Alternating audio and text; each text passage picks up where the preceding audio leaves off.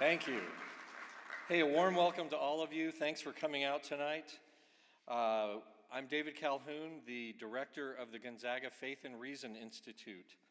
The Institute seeks to develop an integrationist understanding of faith and reason, particularly as those are articulated in the Catholic intellectual tradition and found embedded in issues such as faith and science, philosophical theology, reflection on evil and suffering, and the cultural and social impact of Christianity. The Institute is pleased to sponsor activities like the one tonight. I want to begin with a few words of thanks. First, thank you all for being here again. Thanks for coming. I would also like to thank my colleague, Dr. Brian Steverson, the Aram Professor of the Gonzaga School of Business, for helping me organize this event tonight, along with the talk that Father Spitzer just gave last night. I'd also like to thank the staff of the Myrtle Wilson Performing Arts Center, this beautiful space that we're in and able to use for the talk tonight. I want to thank my colleagues on the board of the Gonzaga Faith and Reason Institute. Finally, there's a very special group of people, of benefactors, that I would like to express special thanks to.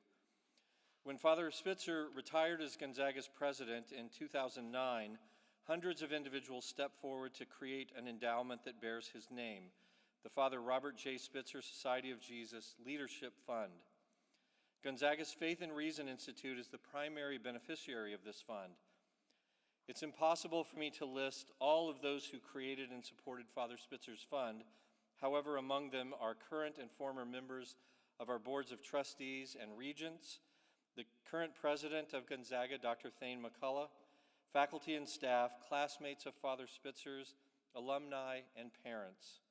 Most importantly among this listing of donors is Blanche Spitzer, Father Spitzer's mother. May she rest in peace. All of these individuals helped have in common an admiration of Father Spitzer and the continuing work that Gonzaga University carries forward, inspired by his spirit of leadership. The Institute is deeply grateful for their support and indebted to all of them for the gifts that make events like tonight's talk possible.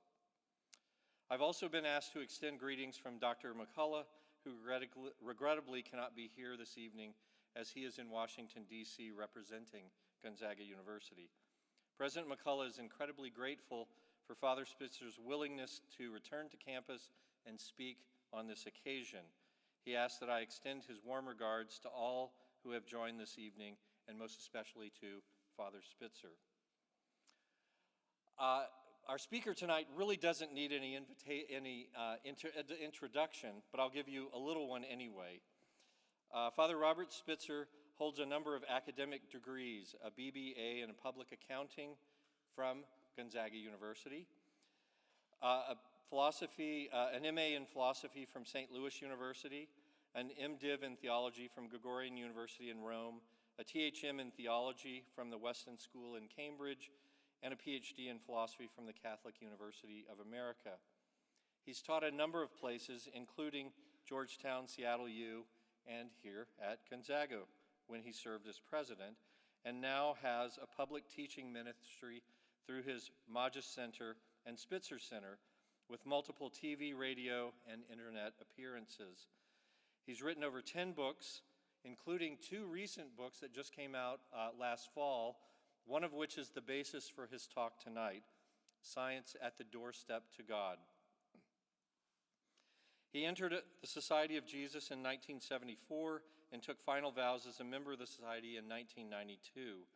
Beyond all of his achievements and accomplishments, he's an engaging and winsome and often funny communicator of the great truths of Christianity, with a focus on the integration of faith and reason as articulated in the Catholic intellectual tradition.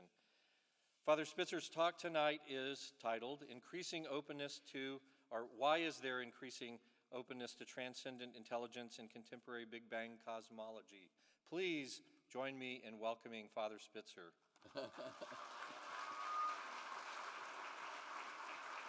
Thank you, David.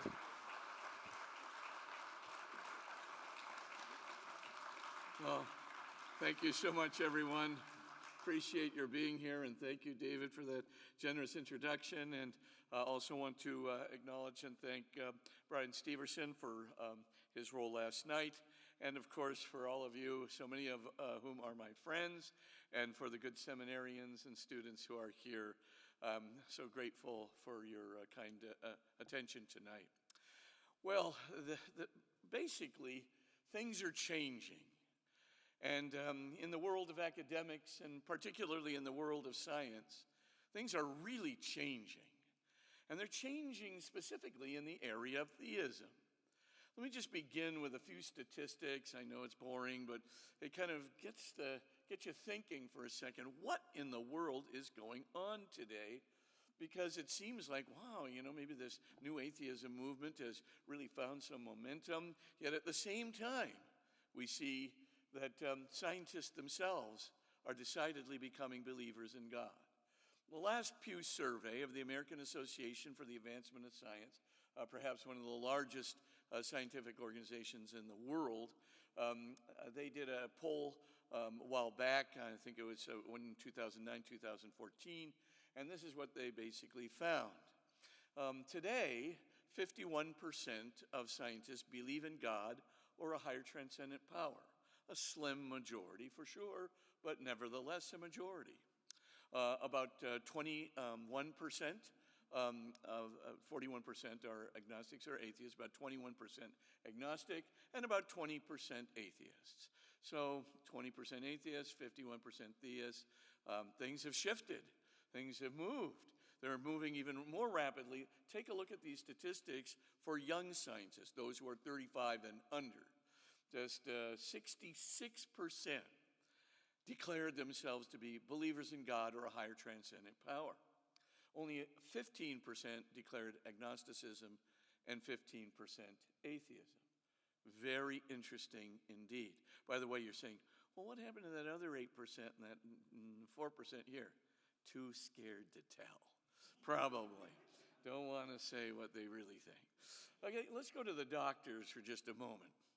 The physicians.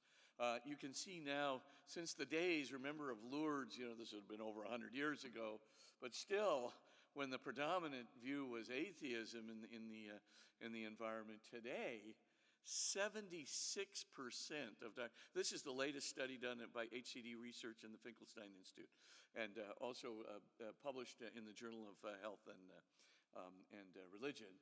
If you look at that, 76% of doctors are believers in God. 2/3 of them are practitioners of their faith. So they're just not believing in God and having some spiritual experience in their bedrooms. They're literally practicing their faith, going to church, etc.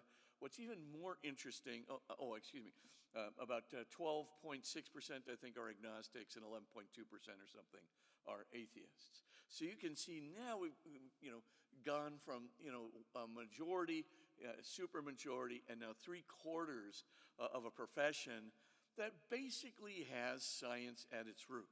One other statistic that you may find interesting is that of those doctors, 74% of those doctors believe in miracles, both past and present. You'd have never gotten that even a few years ago. And it kind of prompts the question, what's going on? Why this kind of big, almost tectonic movement towards theism in the scientific area, as opposed to the social sciences have remained about the same. The liberal arts and humanities have kind of decreased a bit. But what's going on in the sciences?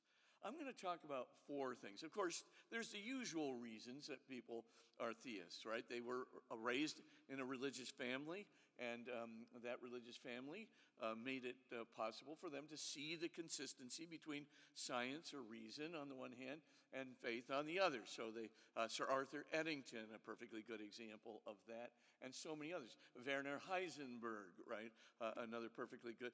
Max Planck, another. These are, by the way, these are big header names in the sciences and in physics in particular. So you can see that that's a big reason. They were raised in religious families. They believed science and faith were consistent, and so they basically continued to practice during their lives. For doctors, it's kind of interesting that one of the major reasons that doctors said that they shifted their belief patterns and their practice was because they experienced miracles in their own profession. They saw things in their own medical practice, which they just said were naturalistically impossible. They happened in front of me, and I can't take it any longer. Something has got to be out there, akin to a supernatural power. And that's why there's so much consistency between the number of doctors who are, say they're theists, and the number of doctors who believe in miracles. So that's just an overview. So you can take a look at that, and you can see two major reasons why this is going on. But let me give you four reasons why I think there's a tectonic shift going on as well among scientists in general. The first thing is, for physicists, no question, the topic of a beginning is a big deal.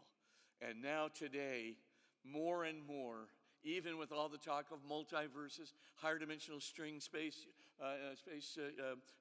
universes and multiverses, very esoteric multiverses, bouncing universes, and higher dimensional space of string theory, et cetera, despite all the models, many of which were created just to get out of the advent of a beginning, the beginning seems more scientifically credible and inevitable than ever before. I'm going to talk about this in just a moment. That's a big reason. It's not today, you don't have to be ashamed to say in public that you really do believe in a beginning. Even Stephen Hawking, and I'll talk about this in a moment, has come, in 28, when I debated him on the Larry King show way back in 2010, with Leonard Mladenov there and Deepak Chopra and so forth, Stephen at that time was still very convinced that the universe did not need a creator, and that string theory was going to rescue us from the need for a creator. In 2018, he wrote an article called A Smooth Exit from Eternal Inflation. That word eternal, circle that. A Smooth Exit from Eternal Inflation, in which he basically proclaimed that we could not be in what's called an infinite fractal multiverse, and therefore, if there were a multiverse that generated us, that multiverse, as we shall see in a moment, it would have to have a beginning. It could not have come from an endless eternal inflation, because it contradicts real empirical data from LISA and LIGO, the two gravitational wave detectors that are stretched out in Europe and the United States. Okay, so there's something going on with the beginning. That's becoming more popular. The second thing we'll talk about is the fine-tuning coincidences. Here you begin to see more and more of the young scientists are joining on board. The Luke Barneses of this world, right, who just finally have said, look, I'm not going to keep my mouth shut anymore for some kind of a protocol that I don't believe. And so you've got a lot of young scientists that are kind of coming together around this whole area of what I'm going to call fine-tuning for life in our universe, and how exceedingly improbable that fine-tuning is, requiring, if we cannot explain it with a multiverse or something else, it's going to require some kind of, intelligence, transcendent intelligence, that our universe in its materiality cannot explain. That's where the young guys are coming from. And like I said, if you really want a good young guy representative, read Luke Barnes' book, Fortunate Universe. Very accessible, good book. But he doesn't try to hide the math. He's going to give you a few exponents there. It might don't get thrown off though. I mean, it's really good stuff. And I think you can see he represents a pretty big faction of today's young physicists. And it's, by the way, the young physicists are the ones that are kind of heading up the lot. Let's take a quick look too at another whole area. You're going to say, well, why are you bringing out near-death experiences, and why are you bringing out terminal lucidity and things like that? Why are you bringing out the transmateriality that seems to be apparent in the world? I'm going to talk about that because it's going to combine up with my fourth point about what's going on in quantum theory today, and of course quantum theory that almost requires, even evolutionary theory, that requires almost some kind of mind-like component in our universe. We can't default back to physicalism anymore. And I was at a conference in Berkeley, physics and mind and physics and mind, materiality, and physics at Berkeley about actually pre-COVID, about 5 years ago. Anyway, at that conference, one guy got really annoyed with me during my paper. And he stood up after, during the Q&A, and he goes, "Okay, let's just take a vote here." And it was a majority of people who were physicists, everything. He said, "Let's just take a vote. How many of you believe that there is any kind of mind-like component out there in the universe? Or do you really believe, as we always have in physicalism, that material, physical, properties and structures and processes can explain the whole universe?" About 2/3 of the people actually said, "We like the mind-like better." And now, of course, this guy was shocked. He was absolutely shocked to see that the world of science and scientists have passed him by. Nobody really kind of believed it anymore. And I'll talk about Thomas Nagel and why some of that's occurring today. Okay, but let's zoom back for just a second to trying to stay on our agenda here. There's these 4 big things are really affecting people. Sometimes it's part of their specialty, their field. Sometimes it's not. But the word is getting out. And as Tolkien would say, there's something shifting in the cosmos. Something is happening. Okay, so let's quickly take a look first at this whole area of a beginning of our universe. I'm just going to give you the brief history for just a second, and then I'm going to go through the rejoinder. If you really want to get all the backup data and all the articles from the big scientific journals that cover this stuff, go to this book, Science at the Doorstep to God. I know it's shameless advertising, but I'm going to do it anyway. Just go to Science at the Doorstep of God. Everything's there. It's like footnoted to the hilt. You can actually get the studies, you can get the numbers, and you can see it pretty clearly. Okay, so where does all the stuff in physical cosmology about a beginning start? As many of you know, Aristotle and Aquinas didn't believe that you could have, as it were, a proof that could demonstrate that the universe had a beginning, that we would have to know this on the basis of Christian faith or Judeo-Christian faith. But in point of fact, another priest, a Roman Catholic priest named Father Georges Lemaitre in 1927, came out and showed on the basis, in the general theory of relativity, you can have curvature of space-time. And that curvature of space-time is really relevant because, right, where you have matter energy density that's very significant, space-time curves around that, right? In other words, you actually collapse the geodesic of space-time around the high density of mass and energy. My point, though, that's very clear is Lemaitre took this and he solved a major problem called the radial velocities of extragalactic nebulae. That's just a fancy way of saying the further you get out into the galaxy. So from here we are at this point of observation on Earth, you move to a closer galaxy and then a galaxy that's further away. The further away you get, the faster that galaxy is moving away from us. And is moving away from us at a very strict, right, that we call it today the Lemaitre-Walker transformation. So we can tell you very quickly how fast that galaxy, based on its distance from us, will be moving away from us. And that, of course, became enshrined in history. Hubble's name gets added because in 1929, Hubble verified it definitively. And so Lemaitre's, when Lemaitre first presented this to Einstein, Einstein said, "Mathematics is great." The physics is preposterous. Imagine an expanding universe. Nothing could be more ridiculous.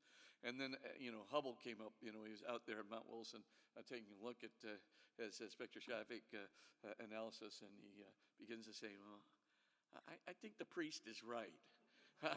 And the reason is he noticed that the formula, there had to be some adjustments in what's called the Lemaitre-Walker constant and the Lemaitre-Hubble constant. There had to be some adjustments in that, but essentially, everything he predicts with his equation is correct. And that, of course, Lemaitre just said, hey, look, if you keep going backward in time, you are going to, come to a position where what we call infinite curvature of space-time is going to occur. And where that occurs, you're going to have something very fundamental like a singularity in general relativity theory. And a singularity, well, what does that mean? A beginning. And we'll talk about the significance of a beginning in just a minute. But for the moment, just to let you know, Lemaitre postulated this, and then after Hubble made the discoveries in 1929, his survey of the heavens at Mount Wilson, he basically presented the data to Einstein, and Einstein went back to Lemaitre and said, okay, this is the most satisfying theory of creation I have ever heard. Now that's a priest. There are a lot of priests, by the way, involved in physics and physical philosophy out there, but Lemaitre, of course, the most famous. After all, this is the most rigorously established cosmological comprehensive theory that we have today. And it was a very ingenious solution.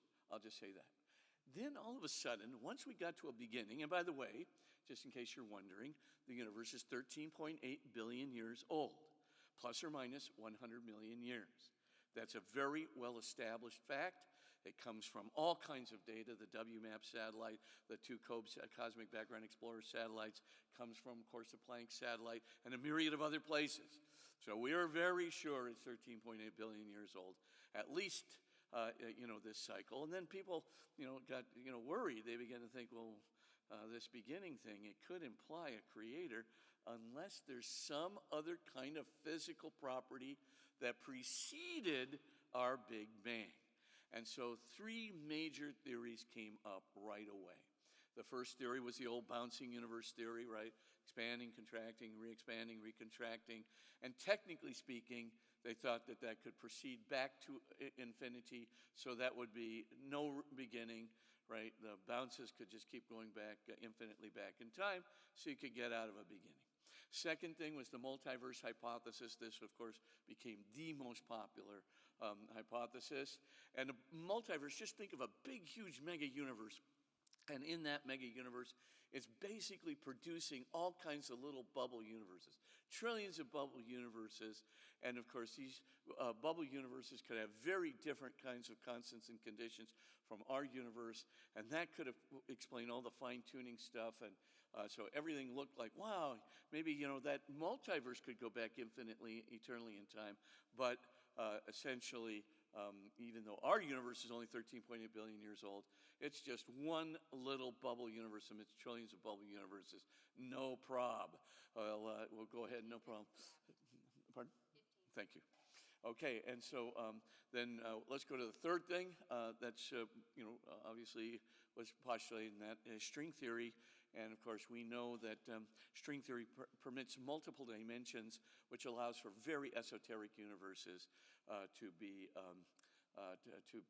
basically burgeon a little bubble universes in a different way from a multiverse. Anyway, these three things came up, and people thought, well, since all three of those things could be eternal, then we don't have to worry about a beginning, even if our universe did have a beginning and is only 13.8 billion years old. Well, then all of a sudden a bunch of other physicists went, not so fast. And all of a sudden, we began to get a whole lot of data that began to indicate even those three models, the multiverse, the bouncing universe, and the higher dimensional space string universe, all of them need a beginning too. And so I'm giving you a brief history here, but I'm just going to give you some names of some proofs. There is a proof called the Borda-Vilenkin-Guth proof, or sometimes the Borda-Guth-Vilenkin proof. This proof basically shows that any cosmology, whether it's a multiverse, a string universe, a bouncing universe, any cosmology that has what we call an average Hubble expansion greater than 0, that just means the system as a whole is expanding at a rate greater than 0, must have a beginning. This is a good, solid theorem. By the way, Arvin Borda, Alexander Vilenkin, and Alan Guth were no, shall we say, slouches in the physics world. Alexander Vilenkin was the head of the Institute of Cosmology at Tufts University in Boston. Alan Guth had the high chair of cosmology at MIT, probably will get a Nobel Prize for inflationary theory. And Arvind Borda was the head of the Kavli Institute, University of California at Santa Barbara. In other words, they weren't no dummies. Now, taking that, for granted for just a second, let's just say, what are they predicting? That if you have, any cosmology where the average expansion is greater than zero, expansion rate is greater than zero, you're going to have a beginning. If you want all the facts on how that works, go to the book Science at the Doorstep to God, and you can get that. Now, the second, the main thing, though, to look at now is, well, what about a multiverse? Well, in an inflationary multiverse, inflation means that universe already has an average expansion rate, not just greater than zero, super greater than zero. Inflation means that you have an accelerated rate of expansion, and every multiverse has to be inflationary that we knew of up until 1990. Hold on to that for just a moment. But every one of them had to be inflationary, and of course that inflationary multiverse would have to have an average expansion greater than zero. BVG says, Board of Alan Guth says, got to have a beginning. Then, of course, the second thing, they began to apply it to bouncing universes. And I'm not going to go through all this, but BVG applied to the bouncing universe. And then, of course, it applied to, remember, every higher dimensional space universe, it's nucleating little bubble universes from a core center. So obviously the diameter is always going to have to be in an expansive mode, which is going to, of course, require a beginning. Well, all of a sudden, all the things we thought could be eternal back into the past, all of those hypotheses, those hypothetical models, they too required a beginning. And this caused Alexander Vilenkin, he's the V and the BVG proof. He just came and just blurted it out. By the way, he blurted it out at Stephen Hawking's birthday party in 2012. And Lisa Grossman, who was covering it for the New York Times, said, it was the worst birthday present ever. And of course, you get the point. But the point that I want to get to is, once the word was out that a beginning was required, we had to reconsider again, go back to the drawing board to see if we could avoid such a beginning, and you'll see why in a moment. But let me give you Alexander Vilenkin's, I'm going to give you a paraphrase of that quote. You can read it there on the screen. But he basically said, look, a good argument will convince a reasonable person, and a proof will convince even an unreasonable one. Well, now that the proof is in place, cosmologists are just physicists who are looking at the early universe and the micro-universe. Cosmologists can no longer make recourse to a past eternal universe. There is no escape. They must consider the problem of a cosmic beginning. Must consider the problem of a cosmic beginning. For all of these things, was Vilenkin talking too? Was he talking about, the multiverse? Yes. Was he talking about bouncing universes? Yes. Was he talking about string universes and high-dimensional space of string there? Yes. In fact, their 2003 article in the Physical Review Letters, one of the classics of Physical Review Letters, basically includes all these models there. There is no escape. They must consider the problem of a cosmic beginning. But relief came at last with Leonard Susskind, the string theory landscape, and what was called the infinite fractal multiverse. As I said, when I talked to Stephen Hawking, in the program there, Larry King Show, in 2010, that was thought at that time to be a real possibility. And so people thought an infinite fractal multiverse that came from eternal inflation, that's the solution to all of our problems. Don't have to worry about that pesky beginning again, because anything can happen in an infinite multiverse. And with eternal inflation, we don't have to worry a single bit about the possibility of the universe having a beginning. Now, goes on to say, this group of physicists came in and said, there is one problem called Boltzmann brains and brief brains. Frankly, they said, if you had an infinite multiverse, every single one of us would be a Boltzmann brain. That is to say, a brain that emanates into existence in a false vacuum fluctuation, in a thermal vacuum inside the multiverse. You would be just a brain that kind of fluctuates into existence in a bath of hydrogen and then disappears. But your brain would be fully loaded with memories, and the memories would be of being in an organic universe like ours. Roger Penrose and others calculated the odds that you'd be a Boltzmann brain rather than living in our low entropy universe. He said the odds of us being Boltzmann brains were 10 raised to the 10 raised to the 56 higher of her being a Boltzmann brain than for being in the biological, spacious, luscious universe in which we live. And of course, people go, well, I don't think I'm a Boltzmann brain, and I don't want to believe that I am a Boltzmann brain that fluctuated into existence, and it's a veritable 100% certainty that I would be one. 10 raised to the 10 raised to the 56 to 1, that's the same odds as a monkey typing the entirety of Macbeth by random tapping of the keys perfectly in a single try. So it's highly, highly unusual that you would be anything other than a Boltzmann brain. That was a bad consequence. Then Thomas Banks came out and published on Sean Carroll's website. Right, Sean Carroll's, kind of the atheistic gadfly of the physics community. And Thomas Banks says, pardon me, I'd like to publish on your website a little article here. And of course, very wittily, the first article he publishes, 10 to the 500th reasons why the string theory landscape violates experimental evidence. Wow. I mean, talk about taking out the machine guns. I mean, and then the second article that he goes back to the website is, why I don't like eternal inflation. So he already starts it in. But then Stephen Hawking, 8 years after the Larry King Show incident, Stephen Hawking comes out with a new article called A Smooth Exit from Eternal Inflation. And in that article, just memorize this. By the way, it's free of charge. You can get Journal of High Energy Physics free article. Anytime you get a free article from Journal of High Energy Physics, you're getting a good deal. It's worth reading, even if it's hard to read. Okay, here's the deal.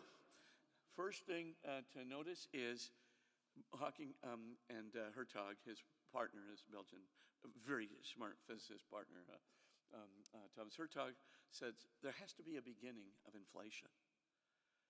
Now, and a physicist uses that word, he knows what he means, or she means, absolutely knows. So that's the first thing. Second thing is he says, not only that, but any universe that could generate our universe couldn't come from eternal inflation. You could never get a smooth universe like ours from an eternally inflating condition. Too chaotic, way too chaotic. Like 10 to the 23rd, 10 to the 10 to the 23rd, too chaotic. About the odds of monkey typing half of Shakespeare by random typing. There's just no way that you're going to get this coming out of pure chance occurrence. And so Hawking says it's not just that, but any multiverse that could generate our universe would not only have to have a beginning, it'd have to have a very small number of bubble universes. The dynamics, the non-fractal dynamics of that universe will require that we have a very small number of bubble universes, most of which are like our own. Now, when you read that stuff, I mean, this is earth-shattering stuff for physicists.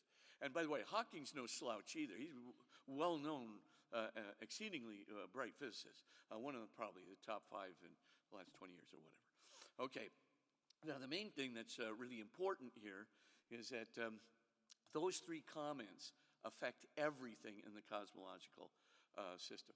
A lot of young physicists who really respect Hawking, like him, read these things, they take it seriously. This is really big stuff.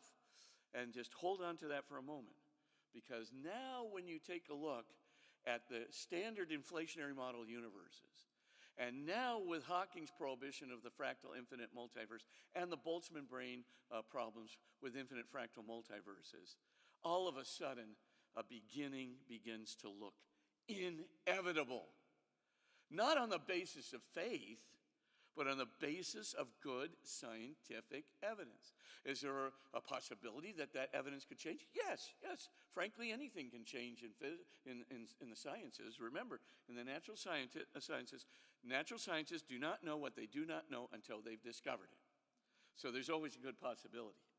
But you ain't going to get around the problem of Boltzmann brains. No. There's no natural fact that's going to get around that. That problem is going to remain right there. And of course, the whole idea of fractal modeling to try and get to an infinite multiverse, Stephen Hawking had put the absolute nail into that coffin. So if that's the case, it's got some really good legs, this beginning. And that's something we got to take note of. It's something a lot of young scientists are taking note of, and a lot of middle-aged scientists are taking note of. Wow, there might be a beginning. Now, what's so significant about a beginning? Let me just give you the long and the short of it. 3 premises. Number 1, all scientific truths must be grounded in empirical observation. You gotta have observable data. No observable data, it's not science. Could be philosophy, could be an a priori, but it's not science. Number 2, all observable data that we have must come from within what we call the event horizon of our universe. Don't even worry about event horizon. It has to come from within our universe. Number 3, God, that is to say, some kind of a metaphysical cause of being or physical reality. God, by definition, because it causes physical reality, has to be beyond the physical reality it creates. So if we're talking about God, can science disprove God? Of course science can't disprove God, because, of course, science is based on observable evidence. The observable evidence has to come from within our universe. And, of course, if it comes from within our universe and God's beyond our universe, how are you going to disprove the cause of the physical reality? How are you going to disprove that from evidence from within the universe? That's like a cartoon character assembling all the data from the cartoons in order to disprove the cartoonist. It won't work. It simply won't work. But more than that, let's get back to the beginning. Premise number 1, all, let me get to it, sorry. Point number 1. If the universe had a beginning in physics, then prior to that beginning, physical reality was nothing. Okay, why is that? Okay, if you just say there has to be a beginning, a fundamental time prior to which you cannot go, and is built into the universe or the multiverse, because remember, this applies to a multiverse, it applies to an inflationary multiverse, a higher dimensional string universe, a bouncing universe. Every one of those things from good scientific evidence has to have a beginning. Let's just say physical reality, whether it be a multiverse or just our universe, a string universe, bouncing universe, whatever it is, if physical reality has a beginning, then prior to that beginning in physics, physical reality was nothing. Nothing. Thank you. Number 2, we know one thing about nothing. It can only do nothing. Please don't sneak something into nothing and then say that nothing can do something, because that is equivocation. That changes the meaning of nothing. What we mean by nothing when we're pronouncing this as the point prior to which physical reality existed is we mean just plain nothing, which can only do nothing. As Parmenides once told us, from nothing, only nothing comes. Number 3, if that's the case, then when physical reality prior to the beginning was nothing, then it could never have moved itself from nothing to something, because the only thing it could do was nothing. In which case, something else, something that transcends physical reality, whether it's a multiverse, a string universe, or whatever, something else which transcends, is beyond the multiverse, beyond physical reality itself. Something else has to move physical reality from nothing to something. whether it's a multiverse, string universe, etc. That is what really gets people. That something else which transcends, that is beyond physical reality itself, and also has the capacity to create something out of nothing. It sounds kind of like a creator. All you got to do is add the factor of intelligence to it, and scientists are breathing down the neck, literally, of a creation. That's what's going on. A lot of these young scientists are very moved by such arguments because there's good, credible scientific evidence behind it. Let me just get to some fine-tuning coincidence, because that will help us with the whole area of transcendent intelligence. Let's take a look at, I'm just going to give you 3 examples. But what is a fine-tuning for life? What does that mean? We have these things called free parameters in our universe. Free parameters are those kinds of things, maybe they're numbers or they're forces or they're magnitudes, whatever they are. They're things which are not determined by our physical laws. So we have all kinds of laws of physics, but these free parameters, why, they're not determined by those laws. They could have literally been anything. And I'll just get to this in just 1 minute. Some people thought, well, what if we find a unified field? What if we find a theory of everything? Then that'll happen. Of course, we started doing supersymmetry analysis, all kinds of great things, but it just flopped. It just flopped. Nothing worked on the unified field. Nothing worked on the field symmetry, supersymmetry angles. It just didn't work. And so we were back almost to this point of, well, where did we get these initial constants and conditions from? Maybe by pure chance, maybe by a multiverse, maybe by God. But let's just go deeper. Now, what are the odds that life would come? What are the odds that life would come from these free parameters having just the right values so that our universe would permit life? It's exceedingly, exceedingly improbable. Let me give you just 3 examples. We have what's called low entropy. Remember, low entropy means high order. Lots of order that's out there for net macroscopic flows of energy and matter, what we call thermodynamic movement, right, from within systems. That's what creates activity in a physical system. And activity is a good thing. The absence of activity is a bad thing. It's a dead universe, which can do nothing. Deado, dedere on arrival. Now, you really do want a low entropy universe. But here's the deal about our universe. Our universe is an exceedingly low entropy universe, an exceedingly high order universe, almost inviting the development of life, almost inviting against all odds for the evolutionary cycle to move against entropy and to keep ascending into more and more complex activities and more complex systems and higher levels of activity. It's just absolutely amazing.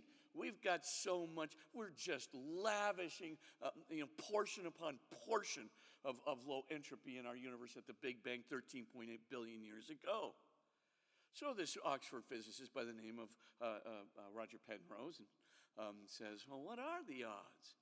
And basically, he calculated it quite easily, right? Because you have 10 to the 80th baryons in the universe, more or less of visible matter. You multiply it by the entropy per baryon, which is 10 to the 43, and then you take the reverse of the logarithm, and it turns out to be 10 raised to the 10 raised to the 123 to 1 against. Okay, you guys, to have the low entropy that we do in fact have in our universe, that very high order, which is so needed for life forms, well, the odds against it are the same as a monkey typing the entire corpus of Shakespeare perfectly by random tapping of the keys in a single try. I would call that highly improbable. The main thing to recognize is 10 to the 10 to the 123, that's a double exponent, right? And a double exponent, that's a big deal. I mean, if you tried to write that number out with every zero being 10-point type, the furthest extent of our solar system, the whole volume of it, could not hold that number. That's how big a number it is. Yet that is, said Penrose, in fact, what we have done at the Big Bang. We better get some explanation for it because it screams out for an explanation. How in the world did we get that kind of low entropy? And, well, there's three options. First option is why it happened by pure chance. Nobody believes that. Simply, nobody believes it. Any more than we believe that the monkey will type Shakespeare perfectly without ever having looked at it in a single try perfectly. Nobody believes that. Number two, a multiverse with 10 raised to the 10 raised to the 123 bubble universes in it. So in other words, you could reduce this thing down with, by postulating this huge number of bubble universes within a multiverse. And that, for a long while, was considered to be a very reasonable possibility. We don't have to worry about low entropy. We could have 10 to the 10 to the 120. And certainly, when the popularity of infinite multiverses was going strong about 7, 8, 9, 10 years ago, during that time, everybody thought, well, why not? Until, of course, Boltzmann brains came along and spoiled the whole thing, and then Stephen Hawking put the nail in the coffin. So what then happened to the multiverse? Remember Hawking's statement. Every multiverse that could generate our universe would have to have a beginning and would have to have very few bubble universes, most of which are like our own. Whoa. If you take that literally, then the multiverse can no longer get you out of the monkey typing Shakespeare. We're kind of left with it in all of its baldness. This is the state of where we are. And you can see why the Luke Barneses of this world are just simply going, I don't believe that the multiverse can respond to this. I don't believe, obviously, that a single one-off try can do this. Well, what's doing it? A cosmic designer? Sounds like it. It's not a God in the gaps argument. Because, of course, it happens at the Big Bang. We're not talking about an evolutionary process where I'm trying to fill in the blanks. I'm trying to say, how did we, in fact, get that low entropy that is 10 raised to the 10 raised to 123 to 1 against it? How did we get the monkey typing Shakespeare, fulfilled our universe, and gave it the potential for life? Okay, let me give you another one, just so you can get the picture, what these guys are dealing with. There's a thing called the cosmological constant. Cosmological constant controls the precise amount of acceleration of our universe out of the Big Bang. It's a very complex equation, but essentially it's very sensitive to a variety of different kinds of data. So much so that Steven Weinberg, the Nobel Prize winning physicist, basically said, the odds of having the precise cosmological constant we need so that our universe just doesn't disappear into a dispersal of molecules and atoms, not even molecules, dispersal of atoms, or on the other hand, just collapses into a black hole. The odds of the cosmological constant having its values is fine-tuned to 1 part in 10 to the 120. I think you know that that's a big number. That's a trillion, trillion, trillion, trillion, trillion, trillion, trillion, trillion, trillion, trillion, trillion. 10 trillions, all multiplied together. Ooh. Now, if you look at that for a second, that's a lot of trillions. Just imagine this for just a moment, that you have a big old sheet that's out there the size of the surface of the earth, and only one dart-pointed dot will be the cosmological constant that can allow the earth to have an acceleration that will permit life forms. And you're going to throw a dart up into the air. What are the odds you're going to hit that one dot across the entire surface of the earth? Not very good odds. The point is pretty clear. Whoa, that couldn't happen by pure chance. So, Stephen Hawking, can we have a trillion bubble universes that can do it? Hawking goes, I don't think so. No. That's not going to work. We're right back to the God hypothesis. Some kind of transcendent intelligence. That's what's happening. Okay, I'll just give you, one more. I'll give you two more examples, and you get the point. I mean, we have four forces in our universe, and those four forces, they have constants associated with them, right? You could have the let's say the electromagnetic force, that's one of them, strong nuclear force, gravitational force, weak force. Every one of them has a constant. The electromagnetic force has three constants: mass of the proton, mass of the electron, electromagnetic charge. And the gravitational force has a constant. Strong nuclear force has strong nuclear force coupling constant. Weak force has weak force constant. Okay.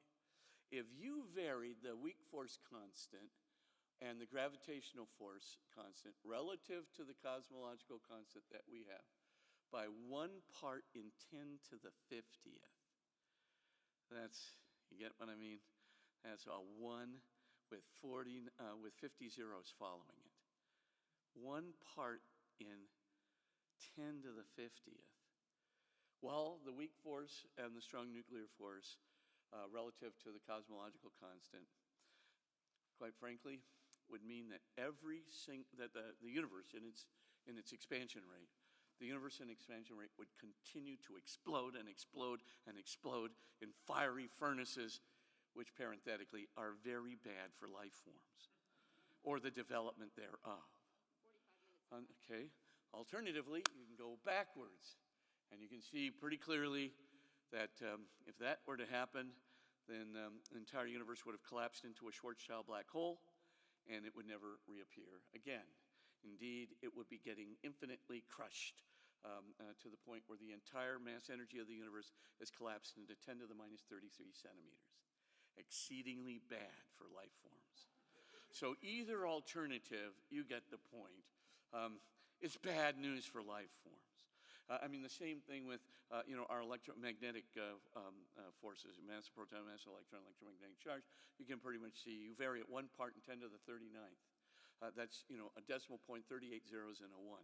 That's a really teeny fraction, higher or lower than the actual values which they happen to have. Then we're living really on the brink of thermodynamic, instability. And so basically you vary at 1 part in 10 to the 39th, and those three forces, and all of a sudden every star in our universe is a blue giant.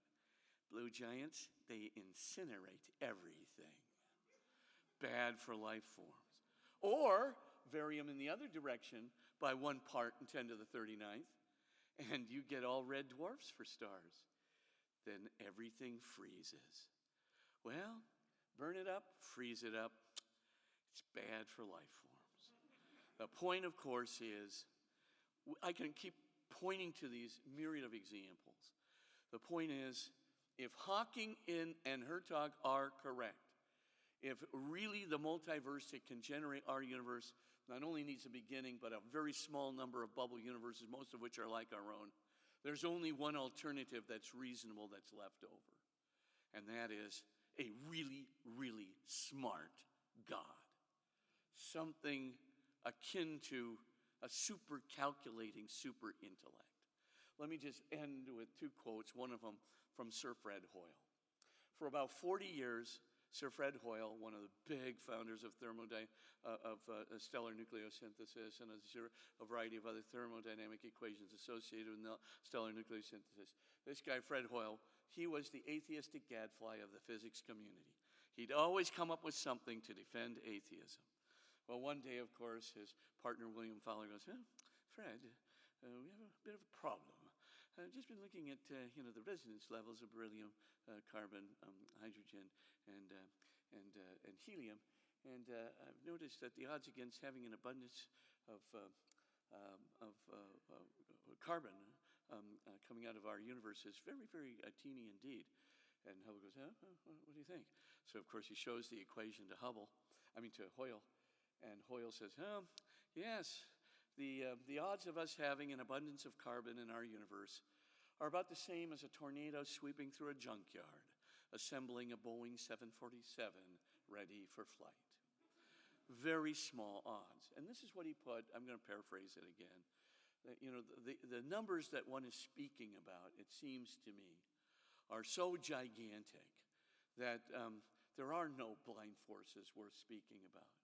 It seems to me that some super calculating, super intellect has monkeyed with the constants of physics and those of chemistry and biology as well. I consider this to be beyond the shadow of a doubt. Wow, that was a real turnaround, because it's getting inescapable out there. The scientific evidence is getting stronger and stronger out there. It's the alternatives for explaining these exceedingly improbable fine-tuning coincidences for life are really getting difficult. It's your choice. You got to look at the data yourself. Please have at it with the articles that I cite in my book, Science at the Doorstep to God, chapters 1 and 2, and have a field day with it. I'm going to just end with one last quote from Robert Jastrow, and I'm going to take 5 minutes more than my 1 hour allotted to finish two things. The first thing that I leave you with is Jastrow. He's the founding director of NASA's Goddard Institute for Space Studies.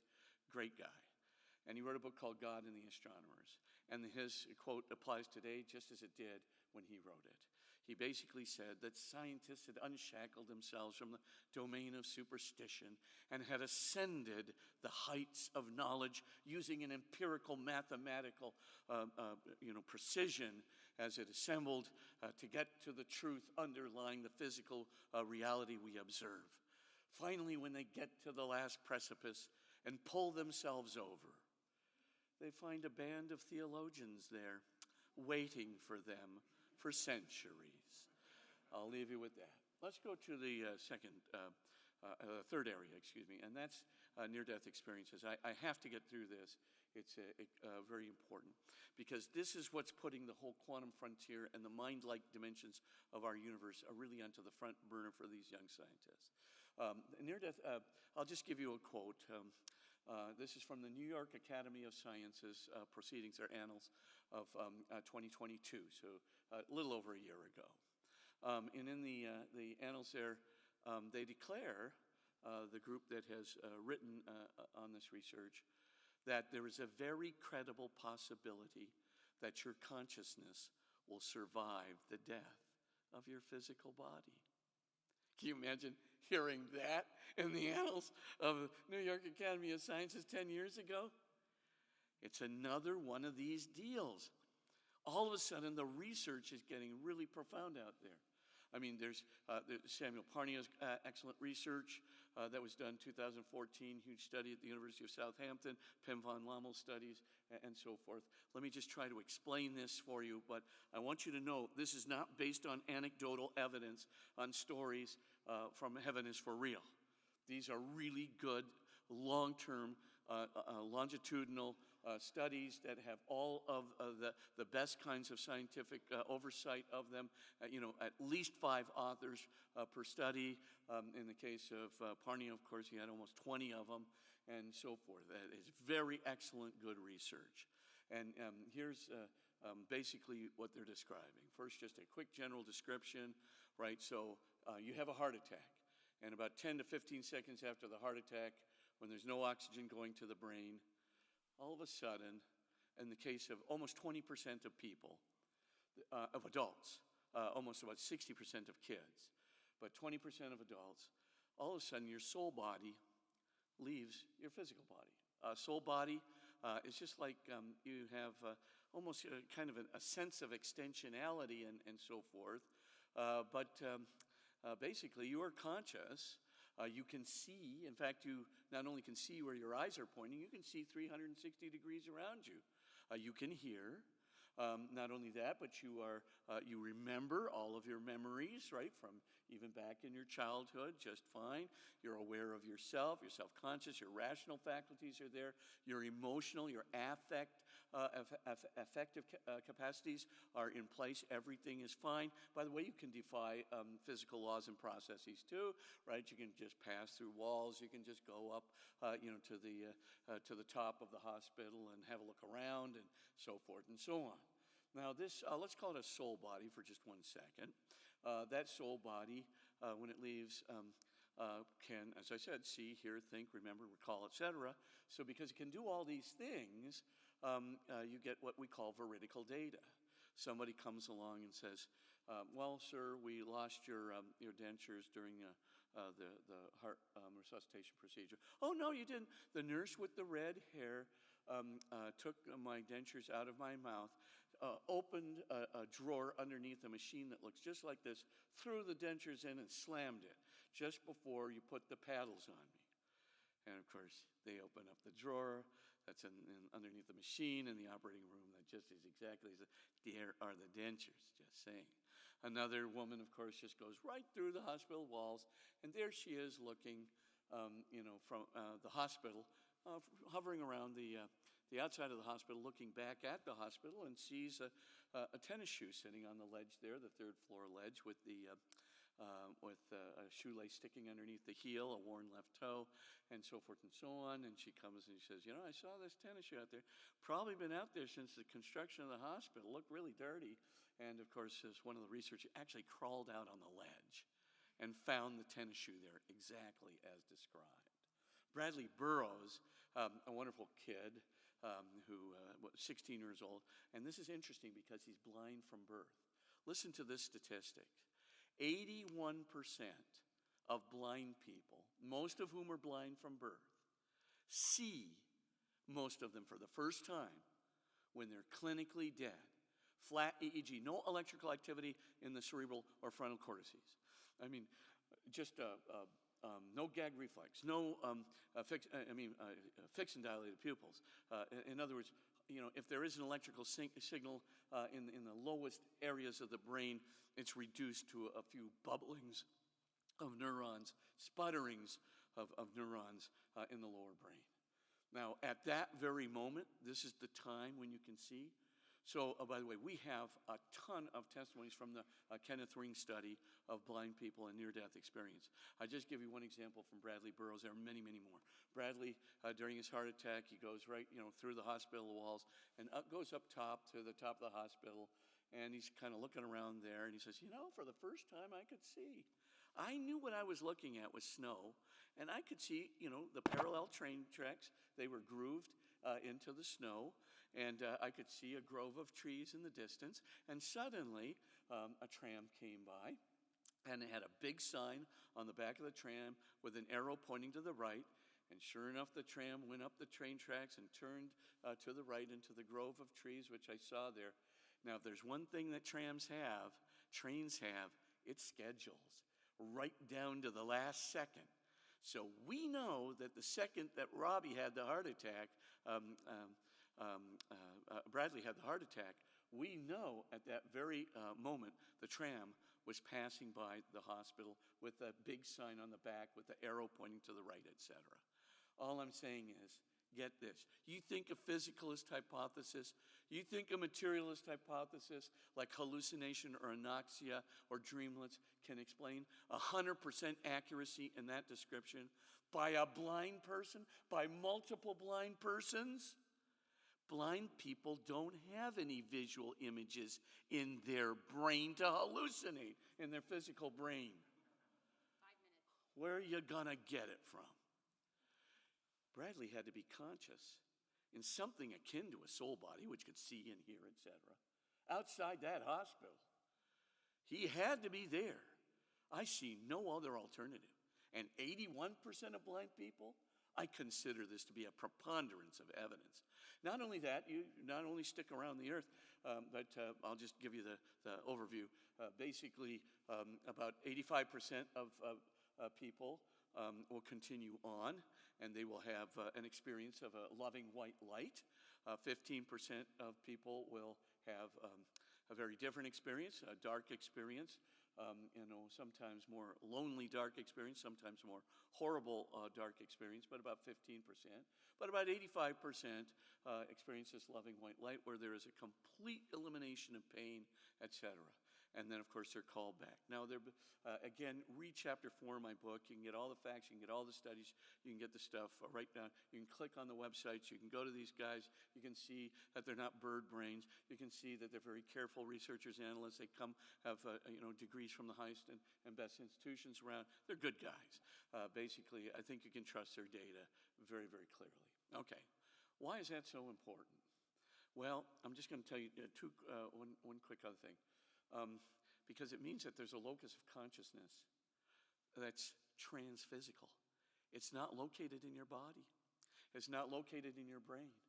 But that's soul body, as the people call it, that's conscious and can see, etc. That soul body is existing completely independently and apart from your physical body. There's a strong likelihood, you guys, you're going to survive your bodily death. Just saying. Not that that's not important. It's really important. But in addition to that, there are other worldly domains that you will also experience. Very, very strong likelihood that that is the case. And if Jesus Christ is right, it will go on for eternity. But just let me give you another example of why we know there's got to be something. I talk about Lorber and Lewin, two great researchers that were looking at hydrocephalic patients. Right, hydrocephalic patients, you probably know that the spinal fluid comes into the cranial cavity or the cranium, and it just keeps filling up the cranium with spinal fluid, destroying the brain as it goes, until basically, toward the end, you have much less than 5% of your brain left. 95 to 96 to 97% of your brain is filled up with spinal fluid. What Lauren and Lewin discovered was, of the people who had less than 5% of their brain left, 5% of those people, 30 out of 600, actually had a normal IQ.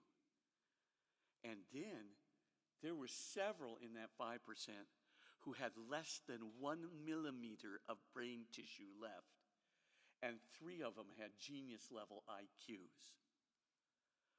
They weren't thinking with their physical brain, causing Lorber and Lewin to write this article. Is your physical brain really necessary?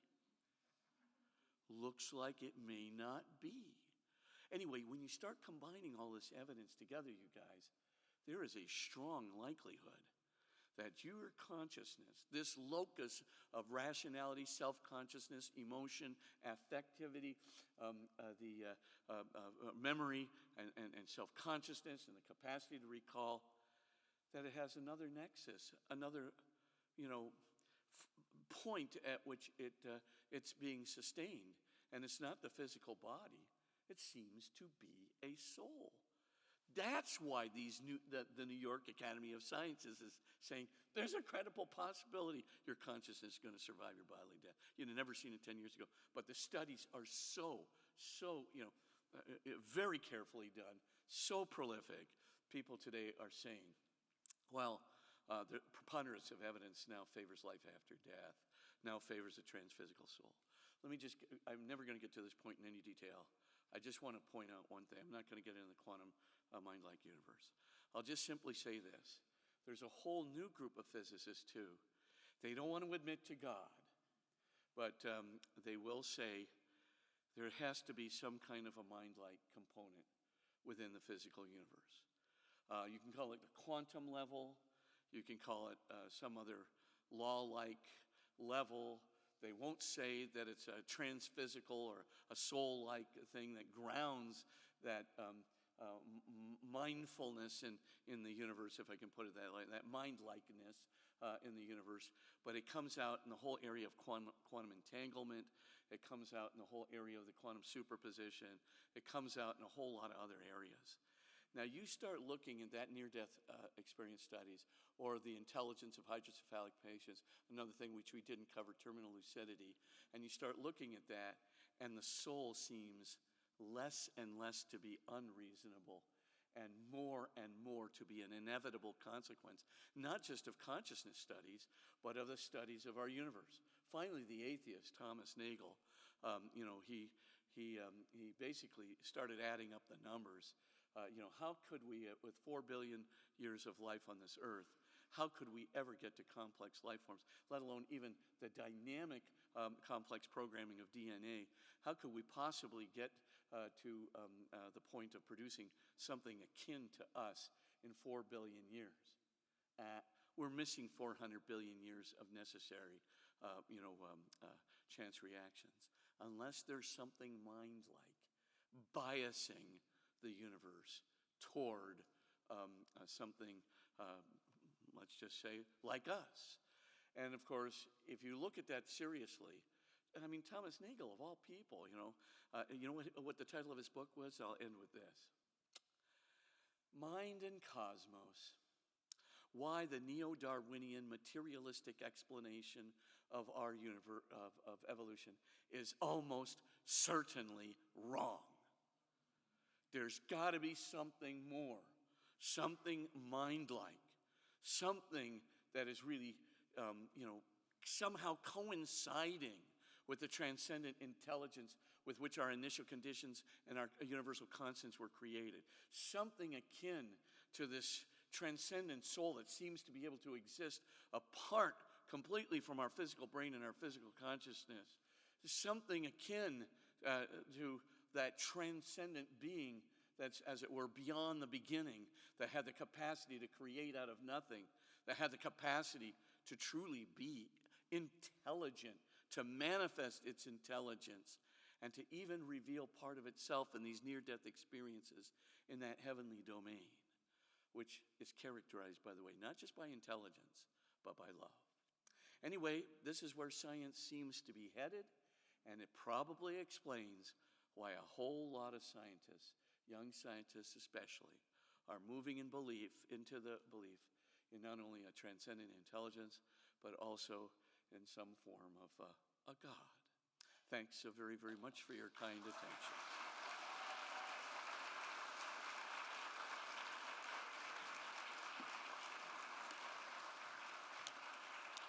Thank you.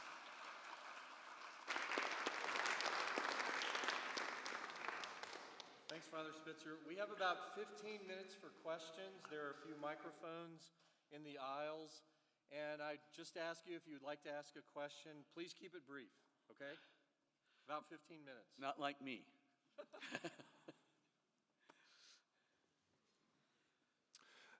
Hello, Father. Welcome back to GU.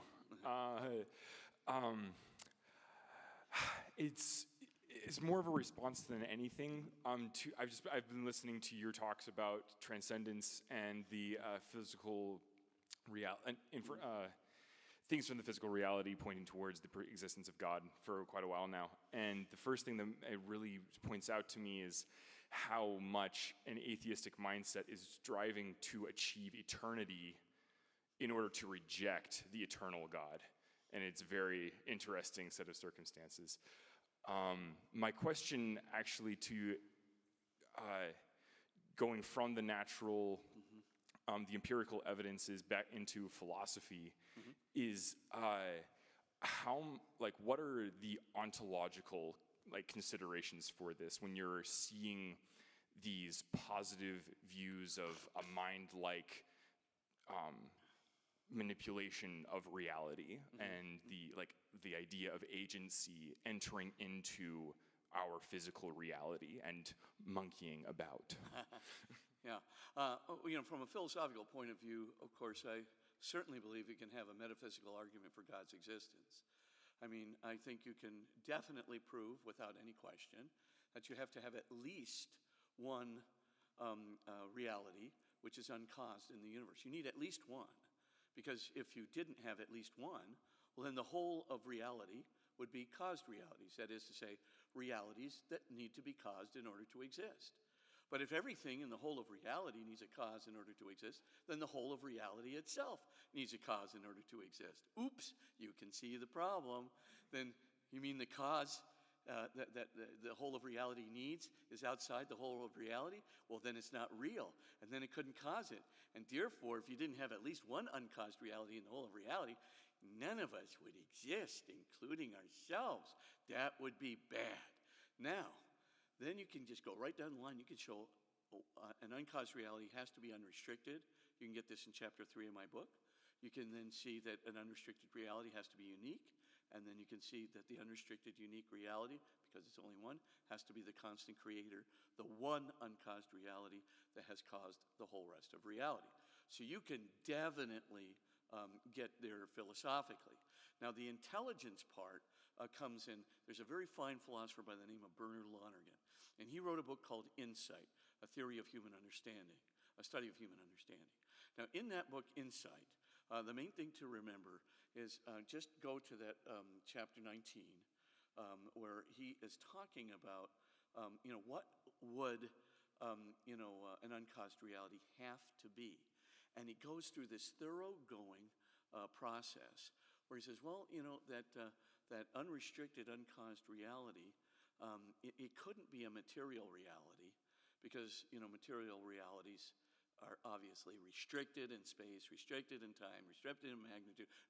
Even a multiverse is restricted in space and restricted in time and restricted in function, restricted in activity. And he just kind of goes through and he goes, well, that can't be it. And so finally, of course, he comes up with there's only one option left, an unrestricted act of thinking, understanding itself. That's the only being that an unrestricted reality can be. Now, there's a whole bunch of reasons that I just didn't go to. But if you go to chapter 3 of my book, section 3, you will find a summary of Lonergan's incredibly brilliant proof there from Insight, Human Understanding. So the intelligence thing, the philosophical way of looking at it, of course, tries to get to what do you need to have an uncaused, unrestricted, unique reality? Well, you're going to need an unrestricted act of understanding or thinking, understanding itself. And that's a very good proof. It's a very solid proof. But it comes at it from a different way. It's not looking at observable data, right? It's looking instead at what is necessary. So a prioristic proof operates through necessity, whereas a scientific proof has to begin with not only observation, but generally the measurement of observable data, and then, of course, the exceedingly important equations that unify those things and enable us to draw what we call generalized conclusions. So, but they dovetail perfectly. So the philosophical rationale and the physical scientific rationale dovetails almost perfectly with one another. Different methods, different kinds of conclusion, right? Because science can never tell you that, the creator, you can say the creator's super intelligent, right? You could say that you have to have a creator or a beginning, at least on the part of observable data seems to establish that right now. You can say that, but is the creator really unrestricted power, unrestricted activity, and unrestricted thought? Can't prove that with science. Can prove it with a prioristic and necessity arguments that are based on the whole of reality or being, which is called metaphysics. And so you can you get a good dovetailing. Is that good? Yes. Good. Oh, sorry. Thanks, Father. I'll try to read this quickly. Okay. Is our propensity to try to disprove this truth you were talking about ultimately a gift from God? It seems it ultimately cements firm that which actually is true, as you said our progression towards the truth is tonight. So, and is that the ultimate humiliation to the evil one, and that the devil sees so much potential in our desire to disprove the truth, but that ultimately leads us back to the truth? Well, there's a lot of truth to that. The main thing that's pretty clear is that, atheism really does not come from a rational argument, right? I think we all understand that.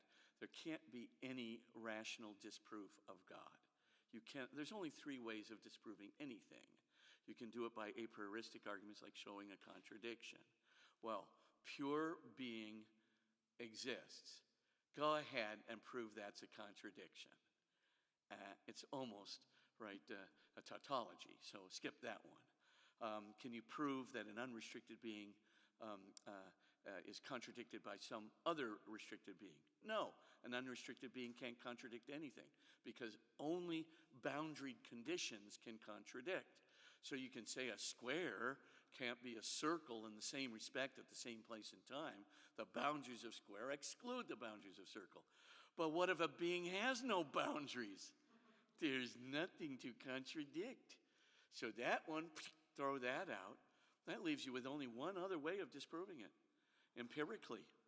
Go ahead, you tell me, first of all, you disprove unicorns. Let's start there, by an empirical method. Well, that would require that you have to observe everything that there is to observe, You would also have to be sure that your observations of all that there is to observe was exhausted, and then notice that it wasn't there. This is a very long and tedious process, which could be definitely wrong. So let's preclude the empirical way. Atheism can never be rationally justified. There just isn't any other way left. You're basically left with this. If atheism is occurring, it's for some other reason than reason. There's got to be something there. Well, maybe I grew up in a family where God was made out to be a tyrant, and now I'm scared of God. Okay, that might happen, does happen. Or you might, get into a place, which Stephen Hawking obviously didn't, or maybe you have some very debilitating disease or something, and you go, well, any being that would allow me to be blind or whatever, have this debilitating disease, he can't be an all-loving God. Maybe he exists, but he's a tyrannical God. But that's a mistake, because it says that love is incompatible with suffering. Suffering very often helps us to get out of the most negating things in our lives. Sure happened to me. Can you imagine what an arrogant jerk I'd be today if I didn't have a little blindness in my life? I mean, my siblings just say, it's done you a lot of good, Bob. For all intents and purposes. Really, I'm not kidding you. And it's true, absolutely it's true. Blindness has been a great help. But my main thing is, that's another reason. I don't want to be responsible to a moral agency outside of myself. The Dawkins thing, right? I'm me, I'm free, I do what I want. I'm not doing this because I'm responsible for a moral agency. I'm not going to worry about hell or heaven, even if hell or heaven exists. I'm not going to worry about it, period. I just don't want to be responsible. I declare, right, I am an Übermensch. I declare that I will not believe, because what does not kill me makes me stronger. Now, if you want to go that route, you can. But the point I'm trying to get to is, it's not because you're being more rational or reasonable. And do these young scientists know this? Of course the young scientists know this. They know, yeah, I'm a theist because I think that's where rational evidence is pointing. And if I'm an atheist, there's probably another agenda there that I've got to deal with. I think we as Christians can really help people who are suffering more than we probably do. I do think as Christians we can really help people see where suffering could really be an important part of their life, to get them out of a destructive way of thinking, a superficial way of thinking, or whatever it may be. There's all kinds of reasons why that might be. I think we can help out more. I think we can definitely, with the teaching of Jesus Christ, just teach the parable of prodigal son, where the father of the prodigal son is Jesus' definitive revelation of who God is. Right? Such an here's this younger son, basically just, slams his father and his family and takes the money and tells his father he's as good as dead to him, goes off to a foreign land, betraying his country, his election, and then spends all the money that his father earned on dissolute living, all kinds of horrible violations of Torah, and then, of course, lives with the pigs, the most unclean animals imaginable to a first-century Jew. You touch a pig, you get pigness on you for life, and now you're living with the pigs? You're just eternally full of pigness. And, of course, you look at this and you go, Jesus, why did he build up the topic, the younger son's vices so much? Because it was meant to be stand in contrast to the father, who is what Jesus is comparing God, his father, to. The father sees the boy coming from afar, throws his arms around him, and kisses him. Then the boy tries to get his repentance out, right? Father, I've sinned against you, no longer deserve to be called your son. Treat me like one of the servants. The father says, you're forgiven, quick. Get a cloak and put it on him. Treat my boy like royalty. Get sandals and put it on his feet, right? Slaves do not wear sandals. Elevate my boy who's been living with these pigs on a Gentile farm. Elevate him to the level of the family members. Elevate him to a free man. And then to give him the family ring? Jewish men never wore rings for cosmetic purposes. Basically, it has the signet on it of the family. You belong to, that's where we get our wedding ring custom for. You belong to my family 100%. Our families are unified. You're back in, no conditions. And then kills the fatted calf because he's overjoyed. That's God the Father. Well, if people are raised by maybe a family where they got stuck in a tyrannical God, start there. Start with the parable of the prodigal son. You can really help them. But the thing I'm trying to say is atheism is generally not a result of rationality whatsoever. By the way, look at Richard Dawkins, just as a funny aside. Remember his debate with Archbishop Williams in England with Sir Anthony Kenny as the moderator, right, of this debate. And of course, Archbishop Williams had the guy into a corner for a while there. And so Richard Dawkins, who's the founder of the New Atheist, he says, well, I'm really not an atheist. I'm an agnostic. And Sir Anthony Kenny was so blown away. He goes, what? You're the father of the New Atheism, and you're now declaring yourself to be an agnostic? That's big news. You ought to be, shouting this from the yardarms. Of course, he hasn't taken his God delusion website down yet. I'm not sure if authenticity is the right word you want to use. But anyway, he did admit it in public, and he said that his curiosity was trumping his skepticism. Why would that be? That evidence. That's getting to him. And I think it's getting to a lot of people who formerly were atheists. Anyway, that's the short answer. Let's thank Father Spitzer.